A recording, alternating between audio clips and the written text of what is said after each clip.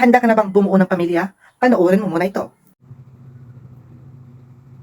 Iba na Sabi yun. naman. Gagawa ka ng pamilya, Iba kung na wala yun. kang pera, huwag kang gumawa ng pamilya. Yun lang yun. Sorry, this opinion might offend other people, pero yun talaga, kung wala kang pera, huwag kang gumawa ng pamilya dahil kawawa lalong-lalo na kung may iluluwal kang batang hindi mo mapapakain ng maayos.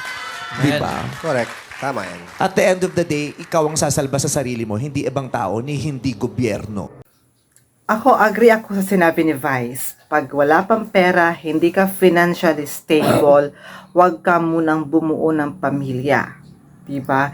Kasi dati, it's okay. Kasi yung mga bilihin dati, napakamura lang. Yung buhay dati, napakasimple. Ngayon, yung mga bilihin, guys, ang mamahal.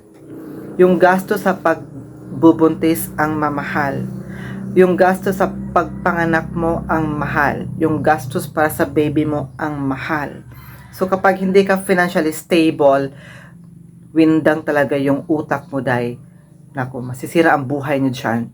Anyways, pero on the contrary, merong ibang mga tao, ibang mga lalaki at ibang mga babae na kapag nagkaanak, doon na sila magsisikap para buhayin yung pamilyang binubuo nila.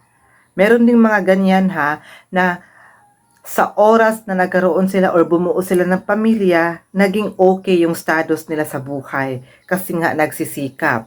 Pero kalimitan lang yan kasi kadalasan naghihirap talaga. So dapat kapag nagpamilya ka at bubuo ka ng pamilya, okay na yung bulsa mo. Diba? Kasi totoo yung sinabi ni Vice, hindi gobyerno ang bubuhay sa inyo. Ang gobyerno nandyan yan kapag may mga sakuna. Pero kapag bumuo ka ng pamilya or bubuo ka ng pamilya, wala ang gobyerno dyan. Okay? Isip-isip, dapat isipin bago gawin. Yun lang. Bye-bye.